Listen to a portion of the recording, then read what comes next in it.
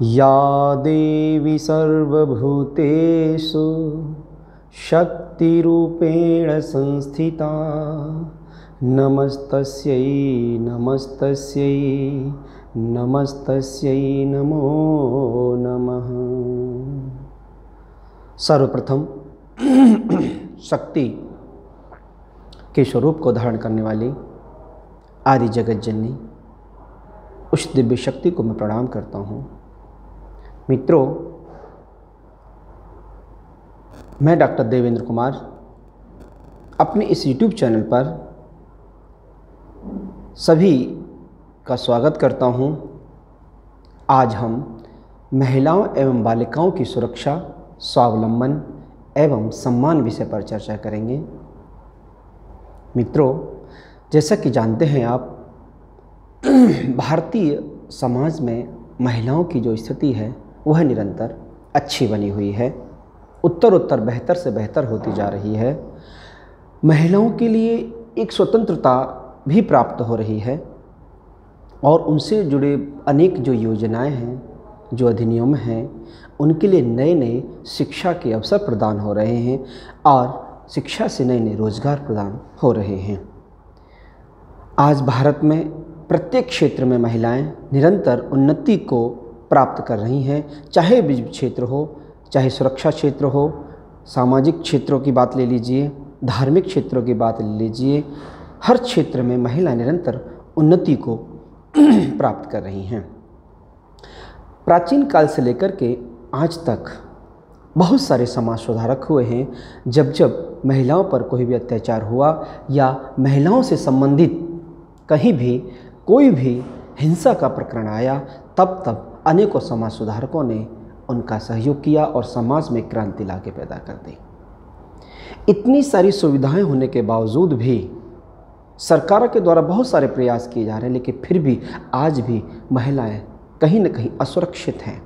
वो अपने को सुरक्षित, स्वतंत्र महसूस नहीं कर पा रही हैं।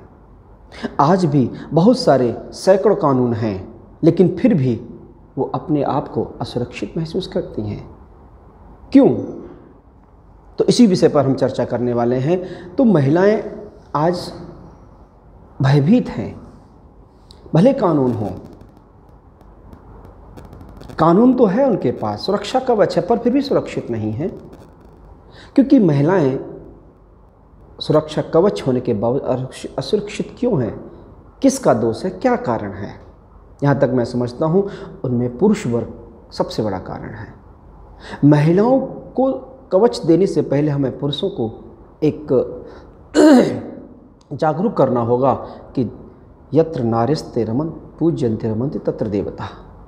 जहाँ नारियों की पूजा होती है वहाँ देवता निवास करते हैं। और नारियों की पूजा से मतलब ये नहीं है कि आप उनकी थाली लेकर के पूजा अर्चना कर, नहीं, उनका सम्मान करिए, यथोचित सम्मान करिए, चाहे घर में हो। लेकिन ये सब शास्त्रों की बातें हैं, लेकिन व्यवहार में ऐसा कहाँ हो रहा है? व्यवहार में तो केवल और केवल उन्हें आश्वासन मिलता है, उन पर फिर भी अत्याचार, हिंसाएं, घरेलू हिंसाएं दिन पर दिन बढ़ती जा रही हैं। प्राचीनवाद की लेते हैं, महात्मा ज्योतिबा फुले ने देखा, स्त्रियों की दिशा को देखा तो उन्हें कष्ट हुआ। उन्होंने सोचा कि मुझे इनको पढ़ाना लिखाना चाहिए। जब उन्होंने कोशिश की, प्रयास किया, तो उनका विरोध हुआ। तो उन्होंने स्त्री शिक्षा के लिए सबसे पहले उन्होंने अपनी पत्नी सावित्रीबाई फुले को शिक्षा प्रदान की, पढ़ाया लिखाया। दोनों पति पत्नी ने बीड़ा उठाया कि हम महिलाओं के लिए शिक्षित करेंगे। प्रयास किया निरंतर, लेकिन उनके प्रयास में बाधा पुरुष वर्ग, स्त्री वर्ग दोनों ही करते रहे। लेकिन फिर भी वो हार नहीं मानी और निरंतर वो प्रयास करती रही। सावित्रीबाई फुले आज जो माता की पदवी को प्राप्त कर चुकी हैं, वह जब वो शिक्षा देने दूसरे गांव में जाती थीं, तो आपको पता होगा उनके साथ क्या होता था। उनके ऊपर गोबर, कीचड़, यहाँ तक कि मल मूत्र आदि उनके ऊपर फेंके जाते थे, जिससे कि वो आगे कहीं सिखाने न जाए, पढ़ाने न जाए स्त्रियों को। लेकिन वो महिला जो कि आज माता के समान पूजनीय है, वो सावित्रीबाई फुले निरंतर अपने एक बैग में दूसरी साड़ी लेकर के उन्हें पढ़ाने के लिए जाती थी। और उन्होंने उस जो शिक्षा का बीड़ा उठाया था निरंतर अग्रसर होती गई। पहले 2 महिलाओं को पढ़ा, फिर 4 को पढ़ाया, फिर धीरे धीरे धीरे वो बहुत सारी महिलाओं को शिक्षित कर दिया। महिलाएं पढ़ना सीख गई, जागरूक होना। जब वो पढ़ने लगी तो उन्होंने पुस्तक पढ़ना प्रारंभ कर दिया। बोले देखिए कि हम कहाँ हैं, हम तो कहीं नहीं हैं। और वही महिलाएं पढ़ते आगे बढ़ती गईं और उन्हीं में से कोई प्रधानमंत्री बनती हैं तो कोई मुख्यमंत्री बनती हैं। आज भी जो हमें देखने को महिलाओं का रूप मिल रहा है वो केवल उन्हीं की देन है।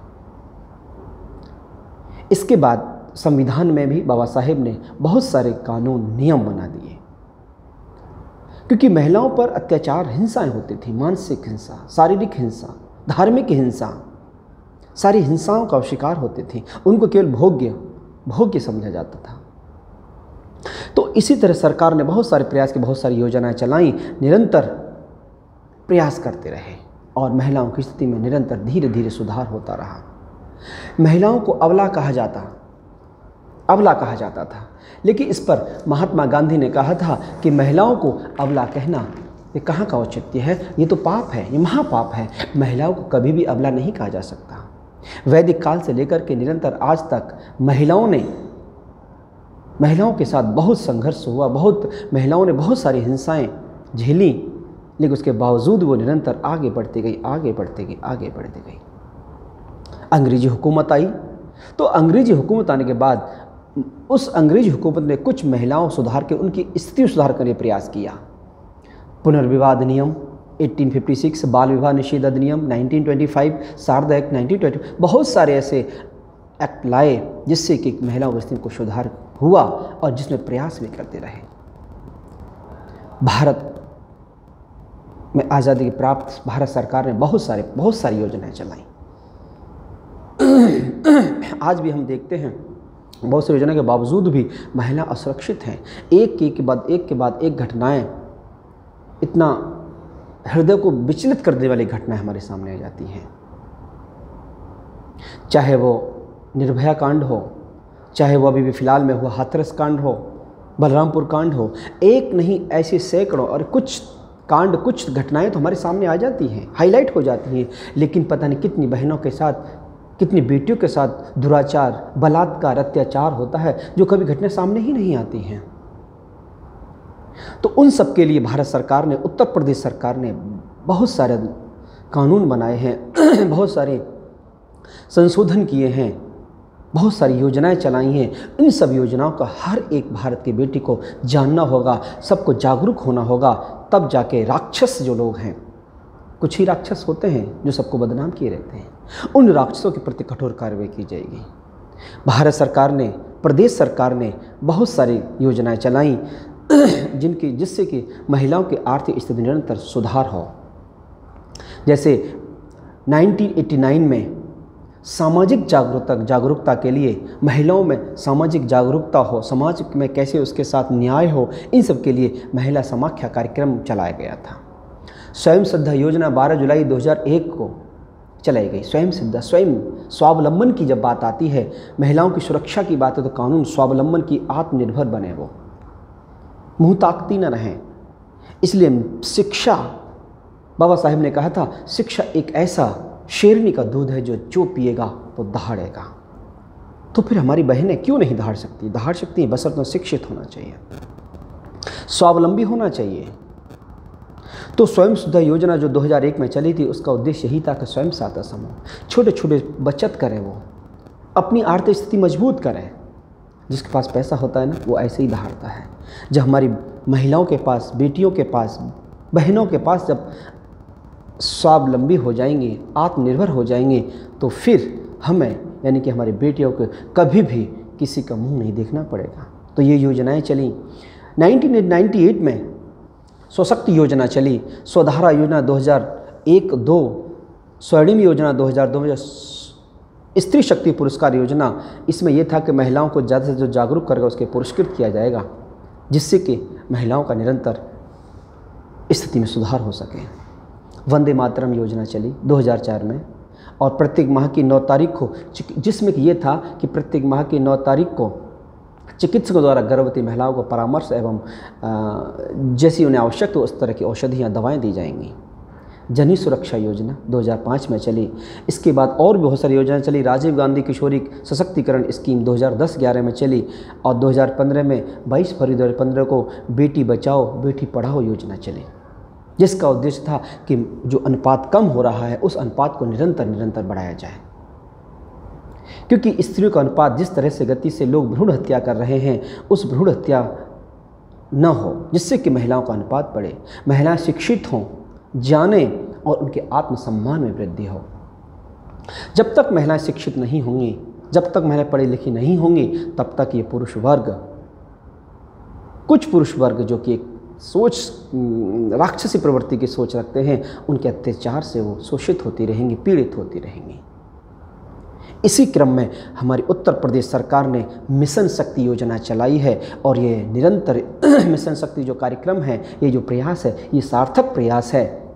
इसमें माननीय मुख्यमंत्री आदित्यनाथ योगी जी ने कहा है कि बेटा हो चाहे बेटी हो, बिल्कुल भी भेदभाव नहीं होना चाहिए।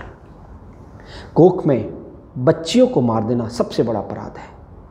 ये अपराध रुकना चाहिए और ये तभी होगा जब महिलाएं शिक्षित होंगी, जागरूक होंगी तब।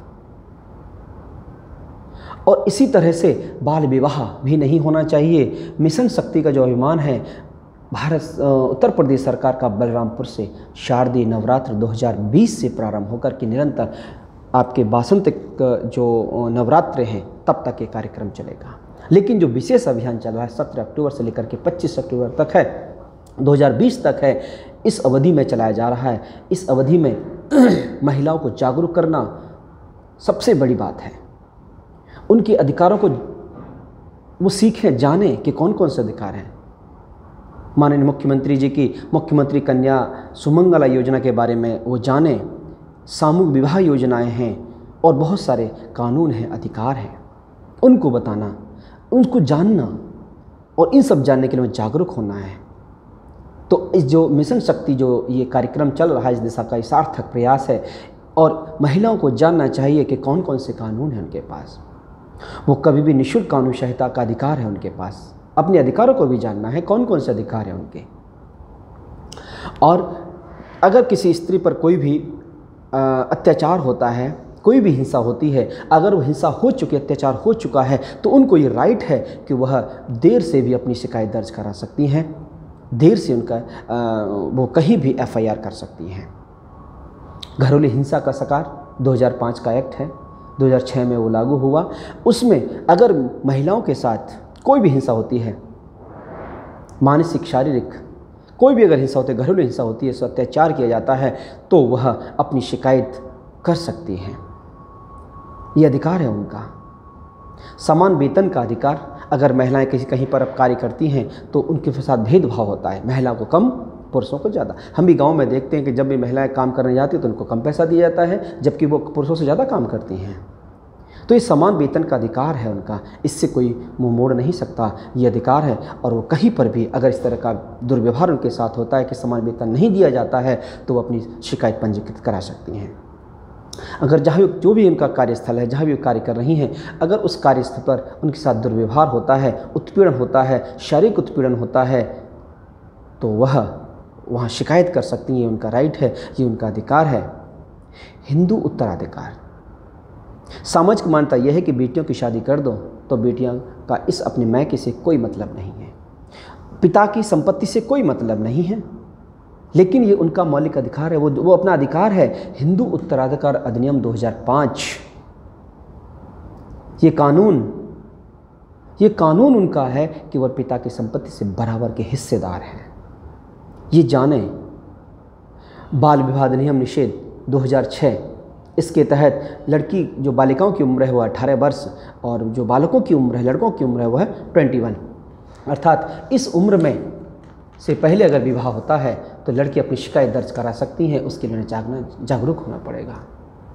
दहेज प्रथा, अगर विवाह के बाद कोई भी ससुराल पक्ष से अगर कोई भी व्यक्ति उसके दहेज के लिए उसे परेशान करता है, दहेज के लिए अगर उसे पीड़ित करता है, उस पर अत्याचार करता है, तो वह निरंतर क्या कर सकती हैं वह FIR दर्ज कर सकती हैं, अपना मुकदमा दर्ज करा सकती हैं।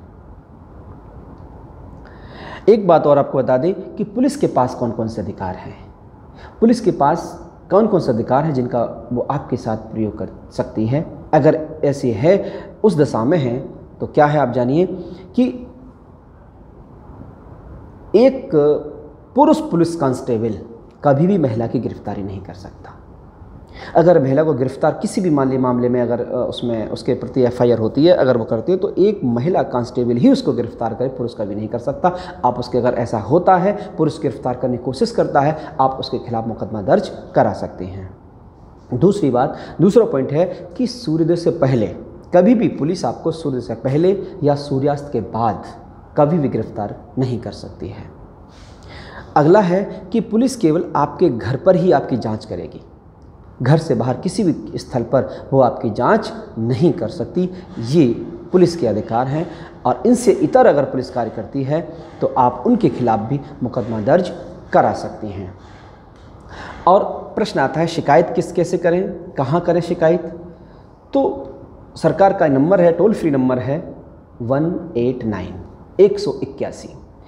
ये 24 घंटे ओपन रहता है, खुला रहता है। अगर महिलाओं के साथ कोई भी हिंसा हो रही है, किसी भी तरह की हिंसा हो रही है, तो वो अपने अत्याचार के खिलाफ 24 घंटे खुला रहता है। कभी भी टोल फ्री नंबर 181 डायल करके आप अपनी शिकायत दर्ज करा सकते हैं।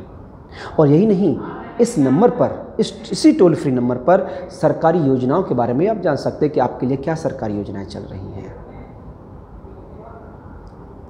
इसके बाद 1090 वुमेन पावर हेल्पलाइन नंबर है। ये वो वुमेन पावर हेल्पलाइन नंबर 1090, यह जो हिंसा भी हुई नहीं है, संभावना है कि ऐसी हिंसा हो सकती है, होने वाली हिंसाओं को रोकने के लिए ये टोल फ्री नंबर है आपका। इसमें महिलाओं के साथ, बालिकाओं के साथ गलत SMS भेजा जाए, छेड़छाड़ की जाए या कोई भी घरेलू हिंसा हो तो उससे संबंधित है तो वह मुकदमा दर्ज कर से, FIR कर से पंजीकृत कर सकती है। 1090 पर वह FIR कर सकती है, अर्थात अपनी शिकायत वहाँ दर्ज कर सकती हैं।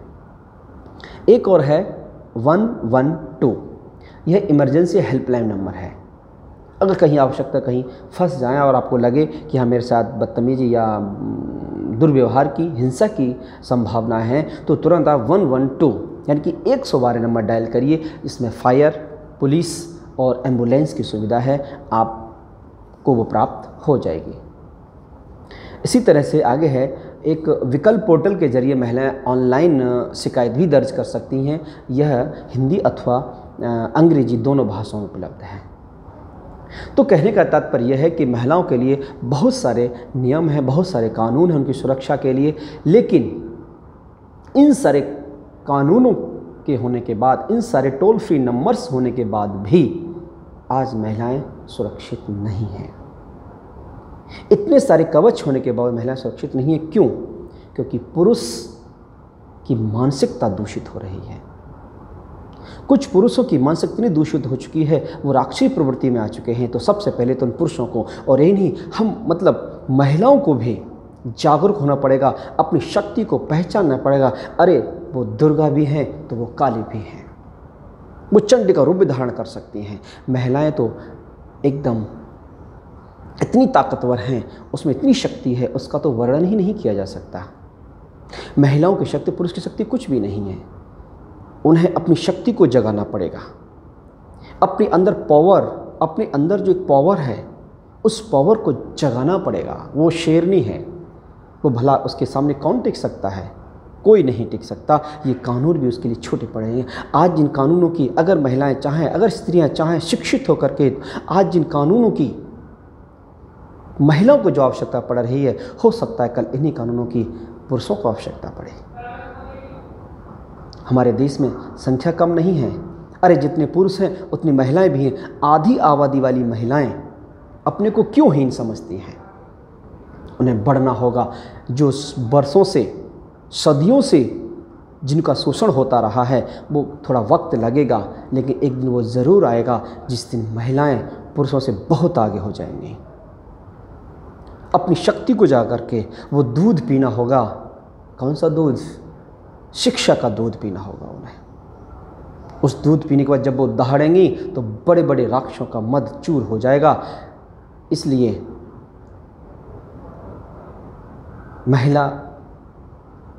महिलाओं की सुरक्षा, बालिकाओं की सुरक्षा, स्वावलंबन एवं सम्मान हमें हमेशा करना ही चाहिए। ये पुरुषों का दायित्व है कि हमेशा माँ, बहन, बेटी कोई भी हो, सबकी सुरक्षा की जिम्मेदारी भी है। पुरुष होने के नाते महिलाओं को तो असीमित शक्तियाँ भरी पड़ी हैं। अरे हम तो कहते हैं पुरुषों से कि बस उस शक्तियों को ग्रहण करो, विकास करो, उन्नति के मार्ग पढ़ो, उनके साथ दुराचार भी न करो, प्रेम से बोलो, वो आपको सब कुछ, वसुंधरा जैसे पृथ्वी माँ है, अगर आप मेहनत करेंगे, परिश्रम करेंगे तो वो पृथ्वी माँ आपको बहुमूल्य रत्नों से भर देगी। उसी तरह से ये नारियाँ भी हैं। अगर आप जरा सा भी प्यार का न, बस प्यार के दो बोल बोलिए, तब देखिए इनकी वृष्टि, कृपा वृष्टि इतनी बरसती है कि आप उसको समेट नहीं पाएंगे। मैं अपने उन मित्रों से, भाइयों से, पुरुष वर्गों के जो सभी मित्र हैं, भाई बंधु हैं, उनसे मैं निवेदन करूंगा कि वह जाकर के अपने सभी बंधुओं का, सभी मित्रों का से यही प्रार्थना निवेदन करें कि वह कभी भी किसी का अपमान न करें, किसी नारी का अपमान न करें। यत्र नारिस्त पूज्यते रमन्त्र देवता, इस उक्ति को सार्थक करें। धन्यवाद।